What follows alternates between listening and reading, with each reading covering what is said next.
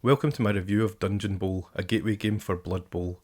Now I'll start off by saying I bought this with my own money, so you'll get my honest opinion on it. Now let's start off with a bit of background. Dungeonbowl, just like Blood Bowl, is played in the old world, and it was invented to settle the feuds of the College of Magic without having too much collateral damage among the general civilian populace, because when they fought, their spells could get out of control and it was usually the peasants that suffered. Just like the sports system in the USA, Dungeonbowl is like college sports, like college football or college basketball. The equivalent here in the UK would probably be amateur football, or soccer for the Americans, except amateur football is a lot more vicious and a lot more brutal. Some athletes carry on after their college Dungeonbowl career to progress to the big leagues of Blood Bowl. Others just fade into obscurity and they probably work at a petrol station in their hometown. So what exactly is Dungeonbowl? Well, it's Blood Bowl played in a dungeon. That's it. You still block, tackle, pass, score touchdowns and try to horribly maim your opponents. The big differences are you have to search through potentially booby-trapped chests to find the ball before you can score, and you can zip around the board using portals. If Blood Bowl's a full-on grown-up tournament-ready game, this is like the juvenile one that's just fun to play.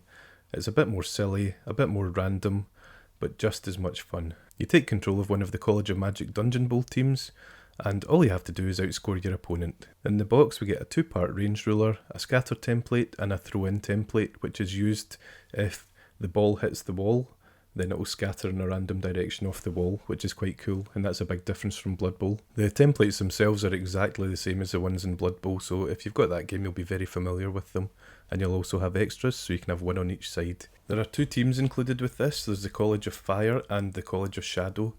College of Fire is made up of dwarves, nobblers and ogres. The College of Shadow is made up of dark elves and skaven, so it's a wee bit of a peculiar mix of races for this.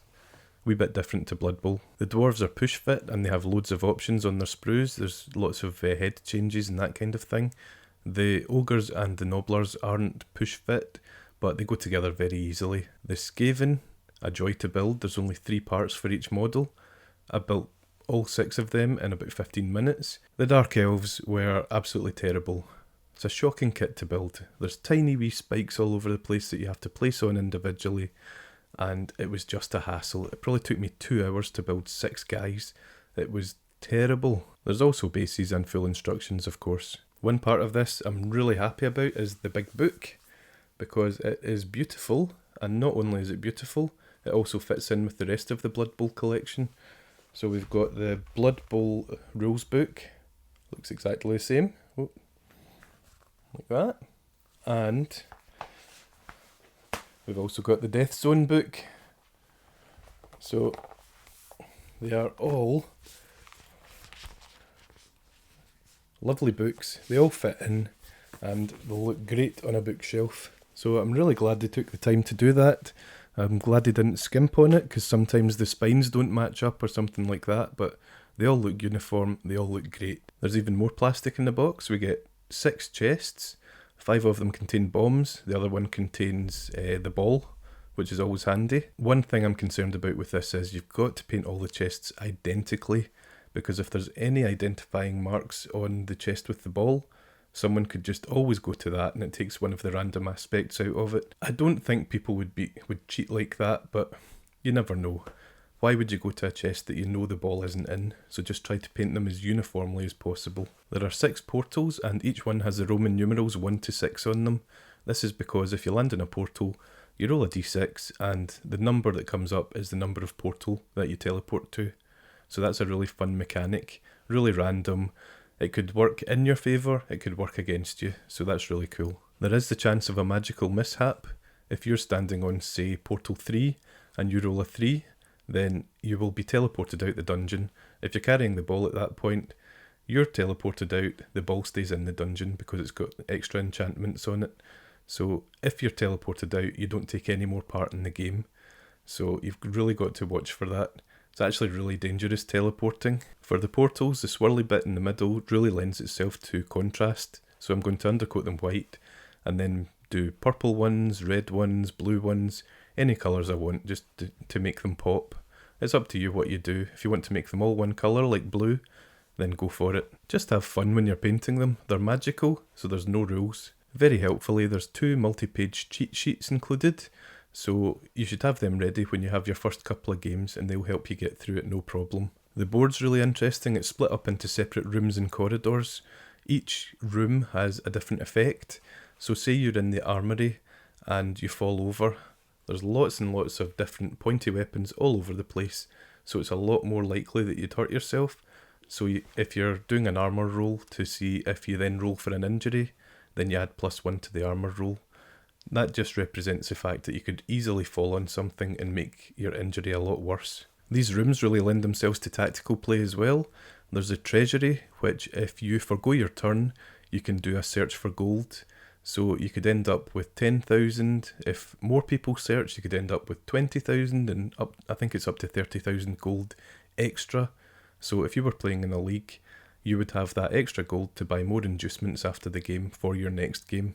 So if you can manage to still win the game and also do your searches for gold, then it could be really beneficial to your team. So speaking of league play, you can also earn star player points, which help you improve your players after the game. So you can improve an individual characteristic like your movement allowance or your strength, or you can put the star player points towards earning a new trait. Say you're a defensive player, you might want the block trait, which means if you get a both down result when you're blocking, then only they'll go down if they don't have the block trait. If you've got the block trait, they've not got the block trait, you go head to head, both down, you stay on your feet, and the opponent falls down.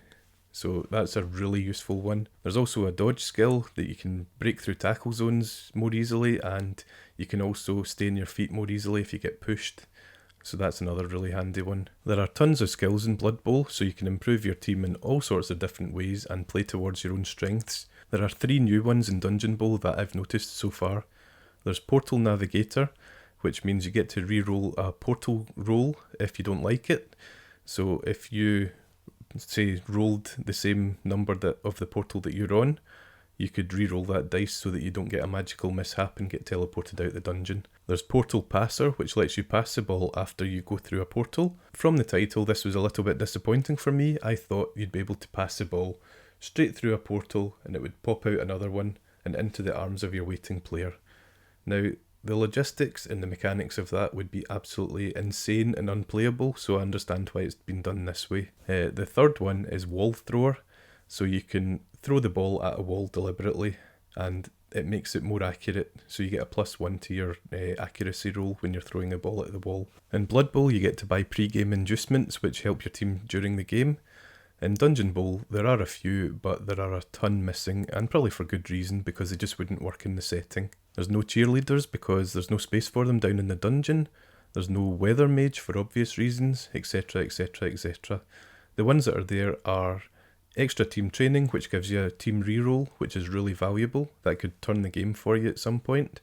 And bribes as well, which means if one of your players gets sent off for kicking someone when they're on the ground, you can re-roll that. The most exciting addition is being able to hire a college wizard, which means they can cast a spell once a game to aid you. This is a single-use spell, but it could turn the tide of the game. The Bright Wizard casts a fireball, the Celestial Wizard casts lightning, and the Shadow Wizard casts Shadowed Step, which means you can move one of your players 5 spaces away from where he currently is. So that's really handy as well. Picking your team is done in basically the same way as Blood Bowl, but the rosters are very different. College of Shadow allows you to pick a combination of Dark Elves and Skaven. College of Fire is Ogres, Dwarves and Nobblers. The other colleges are Metal, which is Orc, Human and Goblin. Light, Elves, Imperial Nobility and Human. Death, Necromantic Horror and Shambling Undead. College of Life is a very weird one. Halflings, Wood Elves, Snotlings and Nurgle all together. College of Beasts is Werewolves, Beastmen and Chaos Chosen. And lastly, there's the College of Heavens, which allows humans, lizardmen and Imperial Nobility to all play on the same team. One thing that I do really hope, if Games Workshop are going to support this game going forward, is to release specific Dungeonbowl boxes, because otherwise you could be buying 2 or maybe 3 teams just to build the one team. So that's no good. My strategy will be to take one of the Blood Bowl teams I've painted up already and buy another team to supplement that, and I'll just paint them in the same colours that they're already in. If I've got miniatures left over, I'll either put them towards another team, or I'll give them to someone in my gaming club so that they can then make a Dungeonbowl team. To start a game, you and your opponent should agree on a board layout, and this should be done in a friendly manner. You shouldn't try to game the system and get an advantage over your opponent. Either make the board symmetrical or mirrored, or just make it even. After that, you should place the chests and the portals around the board, yet again evenly distributed. Next, you pick 6 members of your team and deploy them in your end zone. Each turn you get to bring on 1 additional player through a portal. You move through the dungeon trying to find the ball. You can either do this by portaling around, or you can use your movement allowance. If you haven't moved, you can block a player next to you. So a block is basically you hit them, you try to take them out the game. If you've got more people with their overlapping tackle zones on the opponent, then you get bonuses. So you should really gang up on people and then try to block them. If you're defending, you should try to overlap your tackle zones so that the opposing player has to move through as many tackle zones as possible to get past you. That means you get a lot more chances to stop them. If they've got high agility and dodge, they can be an absolute nightmare to stop, and that would be Elves and Skaven are the worst ones. Those guys can just move through your defences like they aren't even there. But if you get one good solid block on them, there's a good chance you'll injure them. Just to explain a little bit, your tackle zone is 8 squares adjacent to your character. So if anyone moves into that or out of that, then they've got to make rolls to see if they can do it successfully. If you have the ball, you can run with it, pass it, or hand it off to another player. If you get tackled while you've got the ball spills and it scatters, and the control of the game turns over to the other player. The idea is to make your way into your opponent's end zone with the ball. So will you risk portaling? Will you form a solid defence around your ball carrier and try to make your way through within a war of attrition?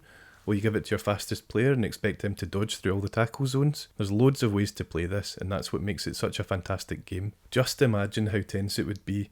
You're nearing the end of the game, it's all tied up at 2-2, and you go into a portal and you need the right roll to get to the portal closest to your enemy's end zone, and it's more than likely that you'll fail, because there's 5 chances you'll fail.